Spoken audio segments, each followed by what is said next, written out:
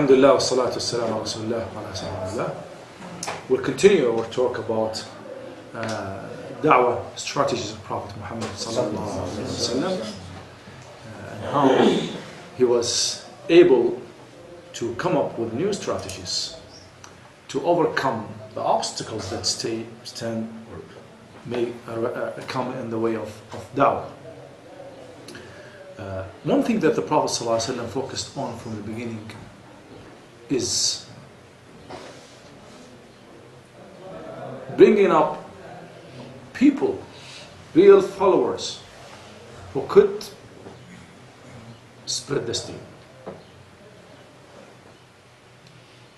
For the sake reason, so the only reward is to get it from Allah, as those people in Surah Yasin, اتبعوا من لا يسألكم أجرا وهم مهتدون. Follow those people who don't charge you for now. They don't charge you. And if you go to a dentist, a doctor, or anybody, any work that you in the whole world, they will charge you. Okay, nothing is for free. Those people don't charge you. But the people of da'wah, the real people of da'wah, don't charge you. وهم مهتدون, and they are guided. They are guided. This is very important, and this is usually one of the most important aims of the real da'as, strategic da'as, is to bring up people who are not only followers, but real da'as, that will go on their own. And the Prophet ﷺ started that from the beginning. I'll give you an example. When Al-Tufayl ibn Amr, Tufayl ibn Amr is from these mountains of Hijaz, he's from Zahran, next to Al-Baha, Al-Jurashi, he went and he was the chieftain of his people. So the people of Quraysh respected him. And they were raising huge propaganda against Prophet Muhammad ﷺ, that those dignitaries that come to visit Quraysh, because Quraysh were having a very influential position among the Arabs because of the house of Allah. You see? Their own location, their business, the Hajj. You see? So Tufayl went there. Most of those people, they come to Mecca. Many of the Arabs wouldn't go anywhere, but many of them would go to Mecca. So when they realized that Tufayl there is propaganda, to the extent that he took cotton and filled his ear. He was afraid to hear, because he wanted to go to Hajj. They say this man might really brainwash you. Okay, he's a magician. He might change your mind without realizing. Okay, he's a poet. He has an ability of eloquent speeches that may overcome you. He could persuade you. Okay, be careful. They started all saying, those are the people of Quraysh. They know their son better than I do. They say, he's been living with them for a long time. If he was telling the truth, they would have accepted it. So they must be right. He was speaking about himself. And this is why the Prophet ﷺ was targeting those people with the truth. Okay? He didn't have any power over them. But to convince them that all the propaganda that came to them was wrong. بالحكمة والموعظة الحسنة, with wisdom and good words. Okay? So he spoke about him to say, I filled my ears with Qur'an. And he said, I went to next to the Kaaba, and he said Muhammad was moving around, making tawaf, and he was reciting Quran.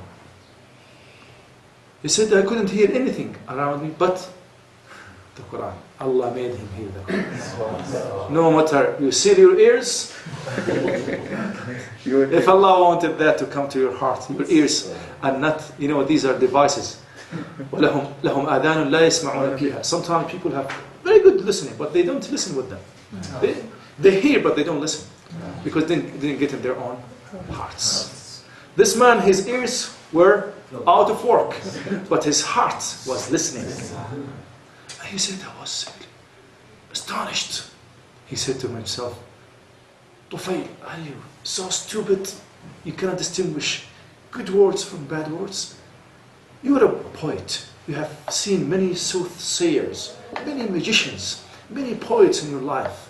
You could tell who is a liar from a truth teller. Can't you tell for yourself? Are you so stupid? They were able to brainwash you and enslave your mind to the extent that you fill your ears with come. He said, Muhammad, come.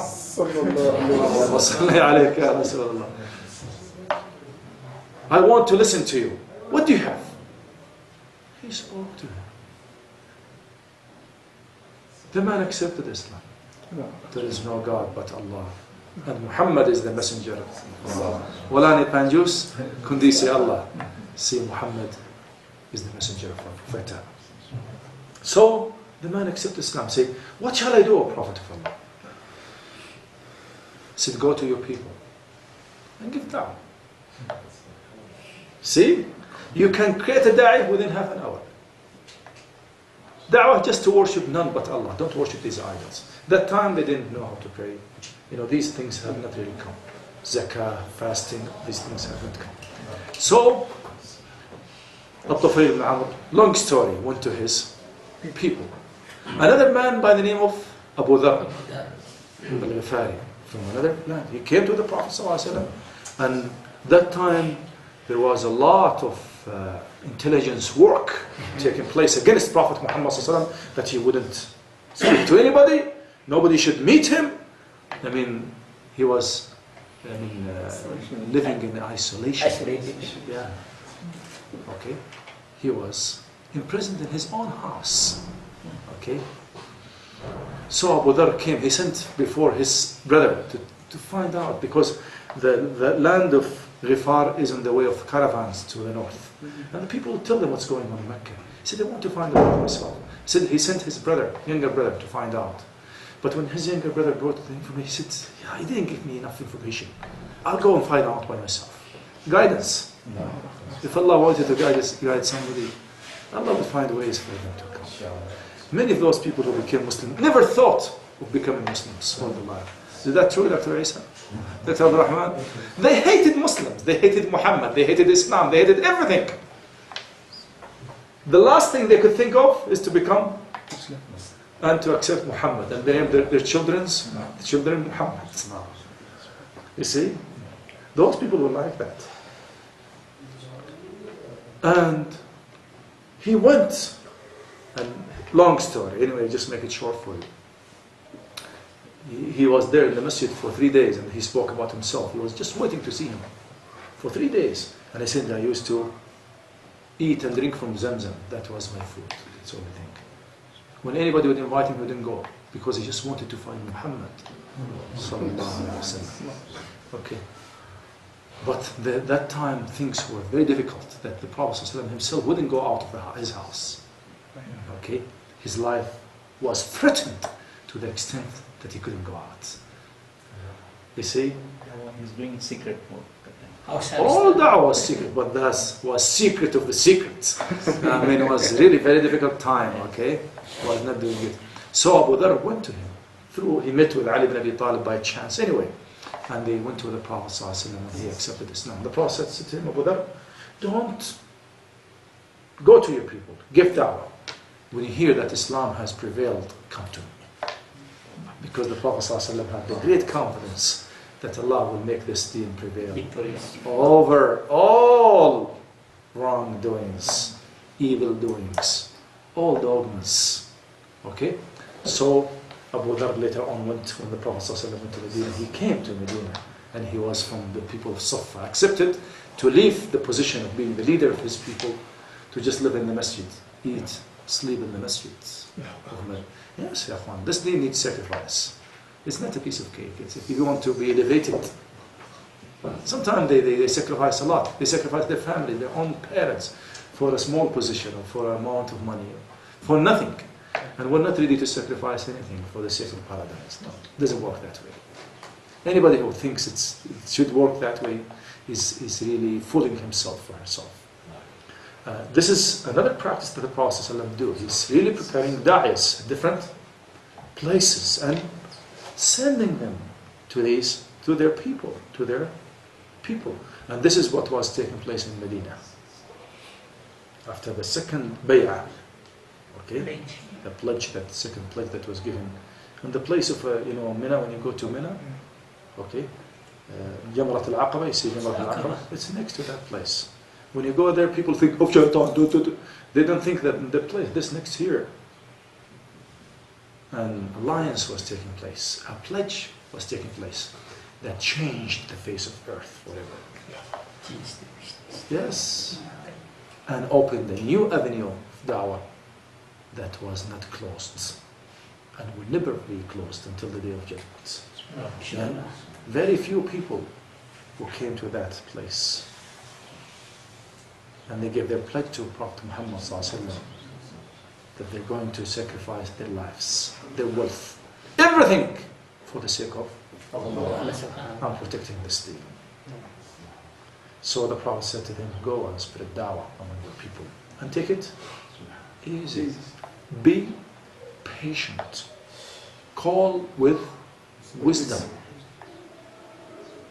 So Medina or Yathrib, Islam was increasing. The followers of this deen increasing.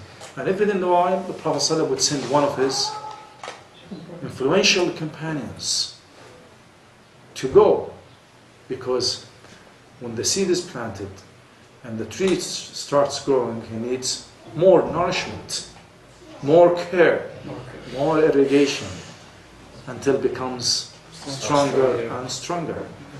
And he planted a tree in Abyssinia, in another continent, a tree in the mountains of Zahran, a tree in Ghafar, and all these were growing at the same time. And the Quraysh are fighting with it. Okay? Because they're blindfolded the truth. Islam is spreading all over Mecca, and the people of Mecca are rejecting Islam. Imagine. You see?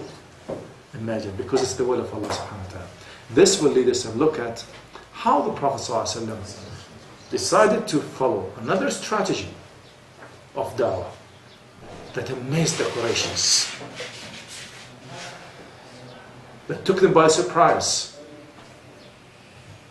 that made them think for 10 times, to the extent that they decided to exterminate Prophet Muhammad ﷺ. They realized there is no way to deal with this man but to so his dawah stop. And this is what we'll talk about inshallah when we meet next time. Assalamu alaikum wa rahmatullahi wa barakatuh.